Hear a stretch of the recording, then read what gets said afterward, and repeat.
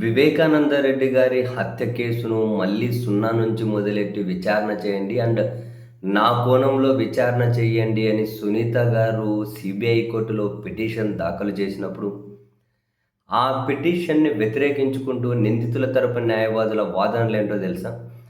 పూర్తిగా రాజకీయ ప్రేరేపితం. సంబంధం లేకుండా 7-8 సంవత్సరాల నుంచి మేము నిందలు పడుతూ ఉన్నాం. ఉన్న ఊర్లకు దూరంగా ఉంటూ వస్తూ ఉన్నాం. పిటిషనర్ అంటే సునీత గారు మా రాజకీయ ప్రత్యర్థులతో కుమ్మక్కై మా మీద బద్నాం చేయాలి, మమ్మల్ని పూర్తిగా బ్లేమ్ చేయాలనే గేమ్ ఆడుతూ వచ్చారు. ఈ బ్లేమ్ గేమ్ నెక్స్ట్ ఎన్నికల వరకు కూడా కొనసాగించాలనే ఉద్దేశంతో మాత్రమే ఈ పిటిషన్ దాఖలు చేశారు. కేవలం రాజకీయంగా అప్రతిష్ట పాలు చేయాలని మాత్రమే ఈ పిటిషన్ దాఖలు చేశారు అని చెప్పి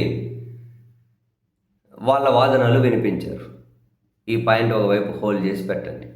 ఇంకొక వైపు మేము తోపులం, జర్నలిజంలో మమ్మల్ని మించిన వాళ్ళు లేరు, మేము తుడుంకాన్లము, ఓ ప్రభుత్వాలను మేము అసలు మార్చగలుగుతాం, మారుతాం, మా కథ అది ఇది అని చెప్పి ఓ గొప్పలు చెప్పుకొని ఒక ఆయనకు రాచగురువు పత్రిక అనబడే ఆ పత్రిక కొన్ని రోజుల కిందట ఒక పత్రికా ప్రకటన విడుదల చేశారు. ఏమని? మా పత్రికను ఎక్కడైనా కనుక షేర్ చేసినా, మా పత్రిక డిజిటల్ ప్లాట్ఫామ్ మీద ఉన్నది కట్ చేసి షేర్ చేసిన, మా పత్రికను ఎక్కడైనా చూపించి మా వార్తలను చూపించిన, అంటే మా పత్రిక మీద మీరు ఏ ఒపీనియన్ ఎట్లా చెప్పినా కూడా మేము లీగల్ చర్యలు తీసుకుంటాము అని చెప్పి వాళ్ళు ఒక ప్రకటన. చాలామందికి ఆశ్చర్యం వేసింది, ఎందుకా అని.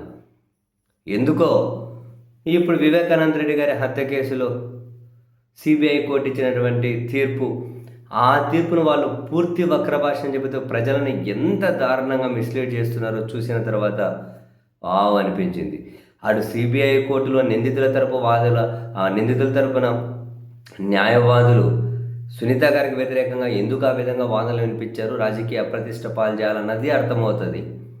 వీళ్ళెందుకు మా పత్రికను ఎక్కడ కనుక ఎవరు ఫార్వర్డ్ చేయకూడదు, మా పత్రిక మీద చర్చ పెట్టకూడదని ఎందుకు అలా చర్చ పెడితే ఒక లీగల్ చర్యలు తీసుకుంటామని ఎందుకు ప్రకటన ఇచ్చారో కూడా అర్థమవుతుంది. ఎందుకని ఇప్పుడు సిబిఐ కోర్టు తీర్పు ఏంటి? సునీత గారు ఆలోచించిన అంశాలలో కేవలం ఒక అంశం, ఏటుగా ఉన్న సునీల్ యాదవ్ వాళ్ళ తమ్ముడి నుండి ఇందులో నిందితుడిగా ఉన్నటువంటి వైఎస్ భాస్కర్ రెడ్డి గారు వాళ్ళ అన్న మనవడైన అర్జున్ రెడ్డికి, భాస్కర్ రెడ్డి గారి అన్నకు మనవడైన అర్జున్ రెడ్డికి సునీల్ యాదవ్ వాళ్ళ తమ్ముడు కిరణ్ యాదవ్ నుంచి ఒక మెసేజ్ వెళ్ళింది, వివేకానంద సార్ చనిపోయారు అని చెప్పి అన్నది. ఇప్పుడు సిబిఐ వాళ్ళ ఛార్జ్షీట్లో ఏమని ఉంది? యూటీసీ టైం 1:42కు మెసేజ్ వెళ్ళింది అని, యూటీసీ టైం 1:42కు మెసేజ్ వెళ్ళింది అని. దాన్ని ఈ పత్రిక ఏం రాసుకుంటూ వచ్చింది? వాళ్ళ పాఠకులకు ఏమని పంపించింది? సిబిఐ కోర్టు ఒక కీలక అంశాన్ని తేలమని చెప్పింది. 1:42 AM ఇందులో ఏటుగా ఉన్న సునీల్ యాదవ్ తమ్ముడి నుండి అర్జున్ రెడ్డికి మెసేజ్ వెళ్ళింది, దాని కథ ఏందో తేల్చండి అని చెప్పి పంపించారు అని. ఇది చదివిన వాళ్ళు, ఈవెన్ నేను మీరు చదివినా కూడా ఏమనుకుంటాం, 1:42 AM అంటే అర్ధరాత్రి అప్పుడెట్లా మెసేజ్ వెళ్ళింది, ఏంటి ఇదంతా అని చెప్పి ఎవరికైనా అనుమానం కలుగుతుంది. అక్కడే ట్విస్ట్ ఇక్కడ. అంటే అదేం టైం 1:42 UTC అండ్ IST కలపాలి అంటే ఇంకో 5:30 గంటలు యాడ్ చేయాలి. యూటీసీ వాళ్ళు కేంద్ర విచారణ సంస్థలు ఎప్పుడైనా యూటీసీ అనే రాస్తాయి, యూటీసీ అని. దానికి మన టైం తెలియాలంటే ప్లస్ 5:30 గంటలు కలపాలి. 1:42కి 5:30 గంటలు కలిపితే IST ఎప్పుడు వస్తుంది? ఉదయం 7:12. 5:30 వివేకానంద రెడ్డి గారు చనిపోయారని అందరికీ తెలుసు. 7:12 ఉదయం మెసేజ్ వెళ్ళింది అది.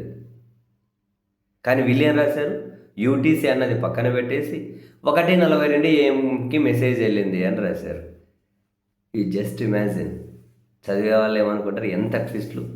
దీని మీద ఈవెన్ వైసీపీ సీనియర్ నేత శ్రీకాంత్ రెడ్డి గారు కూడా తీవ్రంగా విరుచుకుపడ్డారు. దీన్ని జర్నలిజం అంటారా? ఇంత దారుణంగా వక్రీకరిస్తారా? ఇంత తప్పుడు మాటలు మాట్లాడతారా అని చెప్పి. గూగుల్ కానీ ఇతర అంతర్జాతీయ సంస్థలు కానీ దర్యాప్తు సంస్థలు కానీ వాళ్ళ రికార్డుల్లో అంతర్జాతీయ కాలమానం అంటే యూటీసీని నమోదు చేస్తాయి. వాటిని వివిధ దేశాలు తమ కాలానికి అనుగుణంగా పరిగణలోకి తీసుకుంటాయి. ఇది సాధారణంగా జరిగే ప్రక్రియ అట. యూటీసీ కాలమానం కంటే భారతీయ కాలమానం 5:30 గంటల తర్వాత ఉంటుంది. యూటీసీ 142 అంటే ప్లస్ మన టైం 5:30 గంటలు కలిపితే 7:12 ఉదయం. మెసేజ్ వెళ్ళేది ఉదయం 7:12కు. కానీ వాళ్ళు రాసింది ఏంటి 1:42 AM వెళ్ళింది అని రాశారు. ట్విస్ట్ జస్ట్ ఆ తీర్పుని ఎట్లా ట్విస్ట్ చేసి రాసేశారు. చదివిన అందరికీ అదే అనుమానం వచ్చిండే కదా 1:42కి ఎట్లా వెళ్ళింటుంది 1:42 AM అంటే అర్ధరాత్రి వెళ్ళింది మెసేజ్ అనేది వీళ్ళు పంపించింది. అరే నీ బాసుగల యూ జస్ట్ ఇమాజిన్ సునీత గారు కనుక తన కోణంలోనే మళ్ళీ అన్ని విచారణ చేయాలన్న ఆ అంశాలను సిబిఐ కోర్టు అనుమతించి ఉండింటే ఆ ప్రకారమే కనుక అన్నీ చేసి ఉండింటే తీర్పు అసలు రాజకీయంగా జగన్ గారి మీద వాళ్ళ భార్య గారి వాళ్ళ కుటుంబం మీద ఎంత దారుణంగా బురద చల్లారో అసలు ఇంకా మీ ఊహకే వదిలేస్తున్నా. ఇటువంటి పత్రికలు టీవీ ఛానళ్ళు మీ ఊహకే ఎంత దారుణంగా ప్రజలను మోసం చేయడం చూడండి. ఇది 1:42 AM అన్నారు 1:42 AM పంపించావు. యూటీసీ అటువంటివి రాయాలి కదా. వీళ్ళు రాయాల్సింది మనకు ఎట్లా రాయాలి మన టైం రాయాలి అంటే జనానికి అర్థం కాదు కాబట్టి యూటీసీ ఐటీసీ ఏంటి అని వాళ్ళు యూటీసీ అని రాసిన ఓకే యూటీసీ అంటే 5:30 గంటలు మనం యాడ్ చేయాలి కాబట్టి 7:12 AM అని చెప్పి మనకు జర్నలిజం మినిమం సెన్స్ ఉన్నాడు 1% సెన్స్ ఉన్నాడు ఆ విధంగా రాసుకుంటూ వెళ్ళాలి. అట్లా రాస్తే వీళ్ళ లక్ష్యం నెరవేరదు కదా.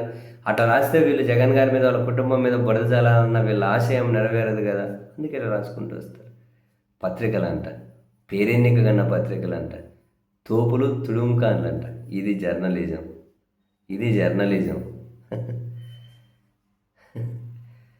ఎంత దారుణం చూడండి. మరి ఇటువంటప్పుడు మా పత్రికను షేర్ చేయకూడదు, మా పత్రికను చూపించి మీ ఒపీనియన్ చెప్పకూడదు, మా పత్రికను ఫార్వర్డ్ చేయకూడదు అని అట్లా చేస్తే లీగల్ నోటీసులు ఇస్తామని మరి ఇంకా మరింత బెదిరించేకి మరి కొందరికి లీగల్ నోటీసులు ఇచ్చే కూడా పంపించారో మరి సిద్ధపడుతున్నారో అంట. అంటే వీళ్ళు రాసిందే జనం నమ్మాలి. ఈ పత్రికల భగవద్గీతలట, ఈ పత్రికల ఖురాన్లట, ఈ పత్రికలు బైబిల్లట, ఈ పత్రికలు ఇంకా చెప్పే వాళ్ళకి ఎట్లా చెబుతారు చూడండి. ఇంకా గొప్ప గొప్ప రాజ్యాంగ సంస్థల్లో పనిచేసిన వాళ్ళు గొప్ప గొప్ప వాళ్ళు ఈ పత్రికలు స్థాపించిన వాళ్ళ గురించి ఎంత గొప్పగా మాట్లాడతారో, ఎంత గొప్పగా జనాల్లో ప్రొజెక్ట్ చేసే ప్రయత్నం చేస్తారో. ఇటువంటి వార్తలు రాయొచ్చా అని వాళ్ళు ఆలోచించరా పెద్ద మనుషులు? ఈ విధంగా పాఠకులను మోసం చేయొచ్చు అని చెప్పి వాళ్ళు ఆలోచించరా పెద్ద మనుషులు? అందరి లక్ష్యం ఒకటేనా? ఇట్లాంటిదా? జనాన్ని మోసం చేయొద్దు ఎప్పుడైనా. సింగిల్ లైన్ ఎవరికి ఏ ఎజెండా ఉండనండి, ఎవడు దేనికన్నా మద్దతు ఇవ్వు, కానీ మోసం చేయొద్దు జనాన్ని. నీ ఎజెండా ఏదైనా కావచ్చు, అంటే నీ విధానం ఏదైనా కావచ్చు, కానీ మోసం చేయకూడదు.